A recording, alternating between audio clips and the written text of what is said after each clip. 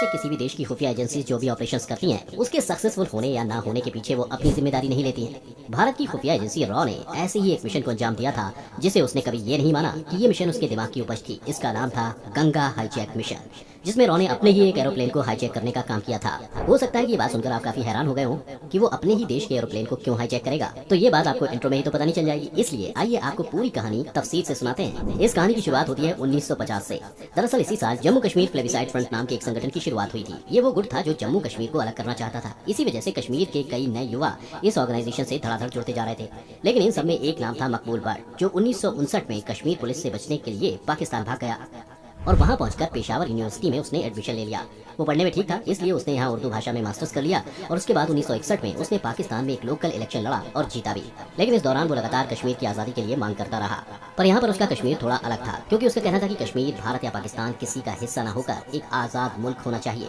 इसी सिलसिले में 1965 में उसने अपने कुछ सहयोगियों के साथ एक नया गुट बनाया, नेशनल लिबरेशन फ्रंट यानी कि NLF। इस दौरान मकबूल की मुलाकात दो लड़कों से हुई जो कश्मीर से पाकिस्तान पहुंचे थे, 17 साल का हाशिम कुरैशी और 19 साल का अशरफ कुरैशी। अब इस कहानी के यही असली प्यादे हैं, जिसने कहानी के बादशाह भी और गुलाम भी। लेकिन यहाँ इंटरेस्टिंग बात यह है, इन हाशिम बंदूकों की पाकिस्तान पहुंचाने में मदद एक BSF अधिकारी ने की थी। बदले में उसने मकबूल बट के खिलाफ इन्फॉर्मेशन इकट्ठा करनी की। इसके बाद हाशिम और अशरफ मकबूल से मिले और NLF में शामिल हो गए। इसके बाद आती है तारीख 18 जून 1969, जब मकबूल ने हाशिम को एक काम की जिम्मेदारी दी। उसे भारत में एक प्लेन हाईजैक करना था, ताकि वो लोग कश्मीर समस्या को इंटरनेशनल फोरम पर पब्लिसिटी मिले और वो कश्मीर को अलग करने का काम पूरा कर सके। पाकिस्तान में ही हाशिम को हाईजैकिंग की ट्रेनिंग मिली, उसे बंदूक चलाने और बम बनाना भी सिखाया गया। इसके बाद एक पिस्तौल और एक हैंड ग्रेनेड देकर उसे श्रीनगर भेजा गया। लेकिन इस दौरान हाशिम को वापस से BSF ने पकड़ लिया। पूछताछ में उसने पूरी कहानी उगल दी कि कैसे मकबूल ने उसे प्लेन हाईजैक की जिम्मेदारी दी है। साथ ही उसने BSF को बताया कि 2 और लोग उसके साथ इस काम को अंजाम देने वाले हैं। खैर, इस जानकारी के बाद BSF ने हाशिम को अपने साथ करने का न्योता दिया और साथ ही उसे सब इंस्पेक्टर की पोजीशन देकर श्रीनगर हवाई अड्डे पर तैनात भी कर दिया गया, ताकि वो NLF के बाकी सदस्यों की पहचान कर सके। सब इंस्पेक्टर रहते हुए हाशिम अपने प्लान में लगा रहा। उसने श्रीनगर एयरपोर्ट की रेकी कर पूरी जानकारी अपने साथी अशरफ तक पहुंचाई, यानी एक तरह से वो मकबूल के लिए ही काम कर रहा था। दिसंबर 1970 तक पूरी प्लानिंग हो चुकी थी। सिर्फ एक समस्या सामने थी, हाशिम जो ग्रेनेड और पिस्तौल लाया था उसे BSF ने अपने कब्जे में ले लिया था। इस मुश्किल का हल ढूंढते हुए दोनों ने तय किया कि एक नकली पिस्तौल खरीदेंगे। इसके बाद ग्रेनेड बनाने के लिए एक कारपेंटर ढूंढा गया, जिसने लकड़ी का एक ग्रेनेड बनाया जो पेंट करके बिल्कुल असली ग्रेनेड जैसा दिखने लगा था। हाईजैकिंग के लिए 30 जनवरी 1971 की तारीख चुनी गई। इस तारीख को चुनने का खास कारण था, दरअसल इस दिन राजीव गांधी के श्रीनगर आने का प्लान था। ठीक एन मौके पर दोनों एयरपोर्ट पहुंचे। जब पता चला कि राजीव का प्लान कैंसिल हो गया है, इसके बाद दोनों ने तय किया कि एक दूसरे विमान को हाईजैक करेंगे। जो प्लेन चुना गया उसका नाम था गंगा। ये काफी पुराना प्लेन था और काफी पहले से रिटायर किया जा चुका था, लेकिन हाईजैकिंग से ठीक पहले इसे जाने क्यों दोबारा इंडियन एयरलाइंस में शामिल कर लिया गया।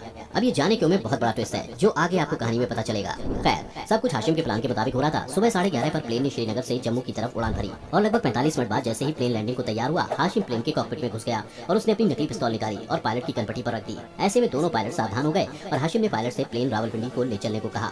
इस बीच सीटिंग एरिया में अशरफ अपनी सीट से उठा और उसने नकली ग्रेनेड हाथ में लिया। विमान में उस रोज भारतीय सेना के एक कप्तान भी बैठे थे। उन्होंने अशरफ से पूछा, ये कौन सा ग्रेनेड है? अशरफ ने जवाब दिया, फोड़ कर दिखाता हूँ, पता चल जाएगा। इधर कॉकपिट में पायलट घबराए हुए थे। उन्होंने हाशिम से कहा कि प्लेन में इतना फ्यूल नहीं है कि रावलपिंडी जा सके। तय हुआ कि प्लेन लाहौर ले जाया जाएगा। इस तरह रावलपिंडी जाने वाला प्लेन पहुंच गया लाहौर। लगभग 2 घंटे बाद यानी 1:30 बजे प्लेन लाहौर हवाई अड्डे पर उतरा। यहाँ हाशिम ने पाकिस्तानी अधिकारियों को अपनी पहचान और मकसद के बारे में बताया कि वो कैसे कश्मीर को आजाद करवाने वाले हैं। दोनों ने मांग रखी कि उनकी मकबूल बट से बात कराई जाए। बात तो नहीं हो पाई, लेकिन अशरफ और हाशिम महिलाओं और बच्चों को छोड़ने को तैयार हो गए। कुछ देर में सभी लोगों को छोड़ दिया गया, जिसके बाद पाकिस्तानी अधिकारी यात्रियों को लाहौर के एक होटल में ले गए। कुछ दिनों बाद उन्हें सही सलामत भारत पहुंचा दिया गया। लगा कि मामला निपट गया, लेकिन असली खेल अभी बाकी था। हाईजैकिंग के कुछ ही घंटों में ऑल इंडिया रेडियो ने यह खबर पूरे भारत में फैला दी थी। वहीं शाम तक पूरे पाकिस्तान को भी हाईजैकिंग का पता चल चुका था। जब लोगों को पता चला कि कश्मीर की आजादी के लिए 2 लड़के प्लेन उठा लाए हैं, एयरपोर्ट पर उन्हें देखने के लिए लोगों की भीड़ जमने लगी। अशरफ हाशिम रातों रात हीरो बन गए।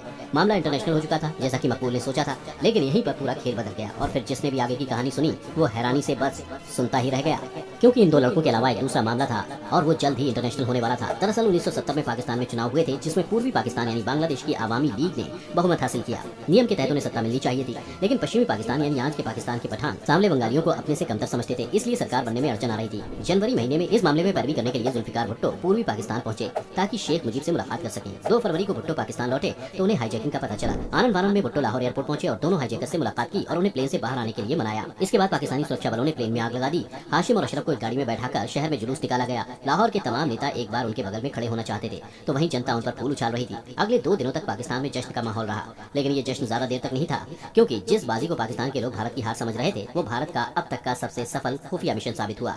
दरअसल खबर आई कि भारत ने हाईजैकिंग के आधार पर पाकिस्तानी प्लेन के उनकी सीमा में घुसने पर रोक लगा दी है। अब यहाँ से कहानी में गजब ट्विस्ट आया। ऐसे में अंतर्राष्ट्रीय एविएशन कानूनों के हिसाब से 1947 के बाद भारत पूर्वी पाकिस्तान यानी बांग्लादेश और पश्चिमी पाकिस्तान के बीच एक ब्रिज की तरह काम कर रहा था। यानी पाकिस्तान के जहाज सीधे भारत की एयर स्पेस से ट्रैवल कर सकते थे, लेकिन हाईजैक का हवाला देकर भारत ने पाकिस्तानी जहाजों को अपने एयर स्पेस से बांग्लादेश जाने पर बैन लगा दिया।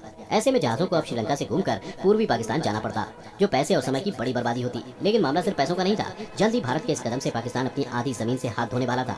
दरअसल बांग्लादेश में दिन ब दिन तनाव बढ़ रहा था। अवामी लीग अपने नागरिकों को विद्रोह के लिए भड़का रही थी। पाकिस्तान वहां सैनिक भेजकर स्थिति कंट्रोल करने की फिराक में था। ऐसे में ऐन मौके पर भारत के इस कदम ने उनके लिए मुसीबतें बढ़ा दी। पाकिस्तान को जब यह एहसास हुआ तब तक पूरा गेम हो चुका था। ये पूरा प्लान दरअसल रॉ का था। 1968 में रॉ के गठन के बाद से ही रामेश्वर राव पूर्वी पाकिस्तान पर नजर बनाए हुए थे। जब उन्हें पूर्वी पाकिस्तान में बिगड़ते हालात का अंदाजा हुआ तो उन्होंने पाकिस्तान की इस सपोर्ट लाइन को काटने का प्लान पहले से ही तैयार कर लिया था। और ऐसे में जब उन्हें मकबूल भट्ट के प्लान के बारे में बीएसएफ से पता चला कि वो प्लेन हाईजैक करना चाहता है ताकि कश्मीर को आजाद करवा सके, तो उन्होंने बीएसएफ से हाशिम को रिहा करने को कहा और तो और उसे जॉब भी दिलवा दी ताकि वो प्लेन हाईजैक करने का प्लान करे। और जब प्लान राजीव गांधी के प्लान को हाईजैक करने का बना तो रॉ के कहने पर ही एक रिटायर हो चुके प्लेन को एयरलाइन में शामिल किया गया और हाशिम उसे हाईजैक करने को मजबूर भी हुआ। ऐसे में जब प्लेन लाहौर पहुंचा तो ये एक इंटरनेशनल मामला हो गया और भारत ने पाकिस्तान को एक थ्रेट बताकर उसके प्लेन को अपने एयर स्पेस में आने से इंटरनेशनल लेवल पर सैंक्शन लगवा दिया, जिससे पूरा बांग्लादेश अलग पड़ गया और भारत ने उसे अपनी फौज भेजकर आजाद करवा लिया। वरना आज तक दो पाकिस्तान हमें